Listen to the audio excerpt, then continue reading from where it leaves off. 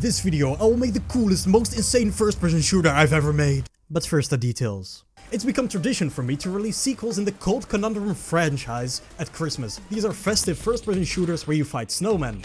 Unfortunately, it has also become tradition for me to start way late developing these. Currently I have about 12 days until first Christmas Day, which is the day on which I want this game to release. So naturally, I can't be too ambitious. Is what a lazy developer would say. I will give it my all, I will shoot for the moon, and that's an intro tech out guarantee. Oh, and of course, traditional game engines suck, so I'll be making my game in Dreams, the fantastic PlayStation creation engine. But let's stop talking and start developing some games. The first two Cold Conundrums had gameplay best compared to Borderlands or Call of Duty maybe, so regenerating health, slide, reloads, etc. This year, I won't limit myself to design decisions I made 3 years ago. That's right, Cold Conundrum 3 is going full Doom Eternal.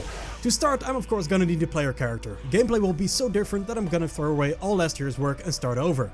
But not entirely from scratch, because it just happens to be that I've made the most complete FPS template in Dreams. This thing has like 30 customizable mechanics or something crazy built in, allowing me to quickly block out the gameplay. Santa's arms are just gonna be colored community arm models. As for weapons, I decided to again go for 2 guns, an SMG and a battle rifle. I've also been thinking for a while to give Santa a sword this time for some satisfying melee combat. For gun models, I just take apart community-made ones and kit bash them together, then I give them a paint job to get us in the proper Christmas spirit. Here's an interesting problem I haven't solved before. Look at the aim down sights of Cold Conundrum 2, my previous game. Something feels off, doesn't it? It looks like you're looking through a tube, not a scope. Well, normal games don't have that problem because they use tricks that I cannot pull off in Dreams, like having a different field of view for the gun model and the world. But you know what I can do in Dreams that traditional devs probably wouldn't do? Simply cut the end of the scope off and turn the regular one invisible when aiming down sights. Boom! Flawless. That's why I get paid the big bucks. I loved making reloads last time, but CC3 won't have that mechanic. Luckily animation rules apply universally, so I'll use my knowledge on the melee strike instead. 4 things I consider fundamental to snappy combat animations. 1. Anticipation at the beginning. The more anticipation, the better the impact, but the worse responsiveness. 2. Fast movement during the actual animation. 3. Linger after the main action. And 4. Camera shake, specifically rotational camera shake. Some might consider camera shake cheating, but come on, it's necessary. Look at this subscribe button. No impact, no soul. Now we add shake. Oh, perfect. Point made. Add all the animation ingredients together with sound effects and controller rumble as well, and melee feels great. Okay, it takes a lot of tweaking, but I'm happy with the eventual result. And that concludes base mechanics. There's still so much work left. Enemies were up first. The idea was to have more interesting enemy design this time, instead of my default enemy template with headscan bullets. I threw a couple character models from Media Molecule in my scene to see what they'd look like as snowmen, and decided that's the route I'd go with as far as visuals go. But then came the hard part. Artificiële intelligentie. AI is so difficult to do, man, I swear. Even more so in Dreams, where there are no systems for awareness of surroundings, so you just have to create it all from scratch, using stuff like raycasts and trigger zones. I was so determined to not have to do things twice that I first started by making modular logic blocks that I could throw into any enemy, like a randomly selected walk direction or a sensor that checks if the player is in line of sight. Let's quickly move through the enemies I made. Enemy 1, the clown. This one throws large snowballs at you and waves of ice, both of which can be satisfyingly dodged. His ragdoll took some tweaking to get right. Enemy 2, the wizard. This one teleports around when you hit him, encouraging you to stun him. He has 2 very annoying homing attacks, making him a high priority to kill. Again, I had to tweak the ragdoll slightly. Enemy 3, the slender man. This one runs towards you to hit you and randomly throws a flurry of 3 snowballs. Enemy 4 and 5, the rifleman and chaser. These ones are recycled from Cold Conundrum 2, but mostly reworked to fit this game. The rifleman shoots projectiles instead of using hitscan, for example, and navigates differently. Now let me pull you aside real quick. See, I love talking about what I made and how I made it, but the why questions are just as important to ask, you know? Why did I not add reloading to my character? Why did I make the enemy shoot projectiles instead of using hitscan? I think not enough game dev channels on YouTube talk about this why, so let's dive into the world of game design. Inspired by id Software's Doom Eternal design philosophies, I'm trying to find what they call the fun zone, a collection of behaviors a player can exhibit that we consider fun. I consider playing aggressively fun, as well as coming in from melee strikes, hitting weak points, stunning enemies and narrowly dodging attacks. So with any mechanic or enemy behavior I come up with, I have to ask myself, how is this adding to the fun of my game and not pushing the player in the wrong direction? For example, imagine if I chose to have regenerating health in my game like Cold Conundrum 1 and 2. Now the player is encouraged to hang back and flee from enemies instead of playing aggressively.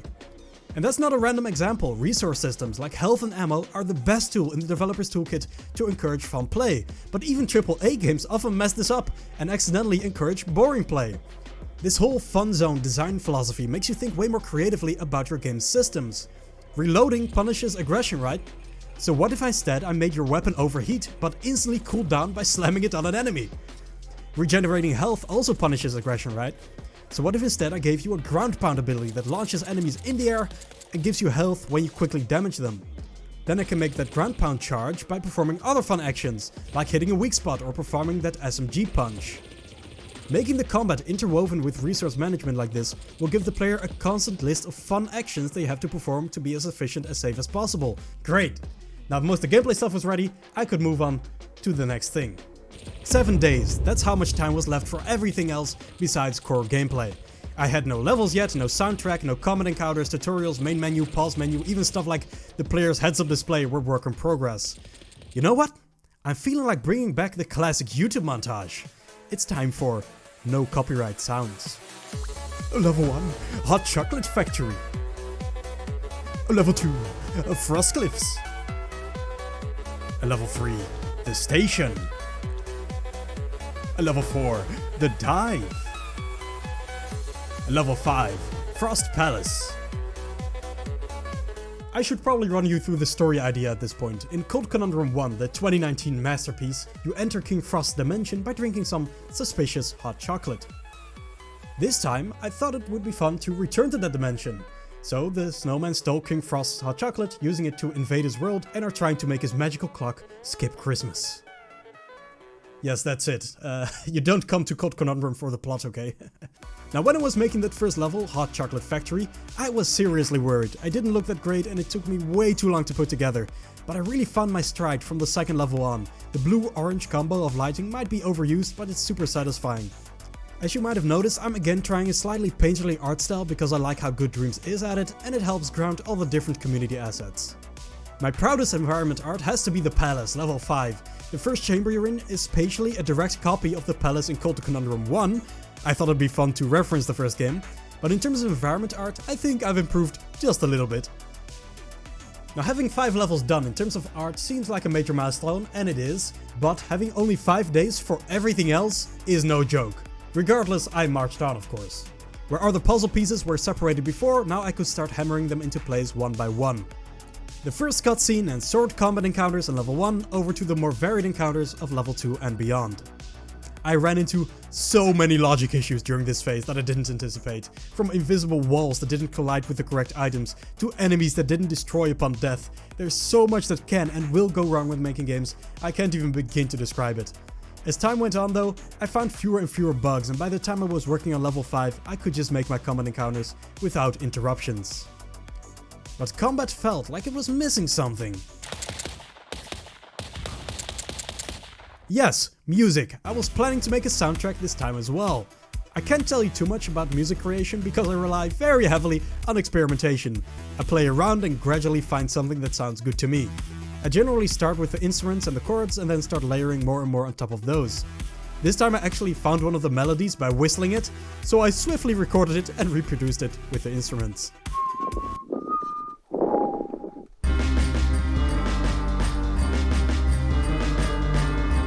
To save time, I created short loops of music with a lot of layers that I could turn on and off. I set up a priority sequence for music in my levels so certain instruments could play certain moments. In combat I usually bring up the drums, and then during ambience I take them away and add a melody that wasn't there before, for example. I continued to work like crazy, and so I made all combat encounters and even tutorial sections to explain the game. I made a main menu late in the evening of Friday the 23rd and started connecting the levels together. Then, Saturday the 24th, one day before release, I made a ballsy decision.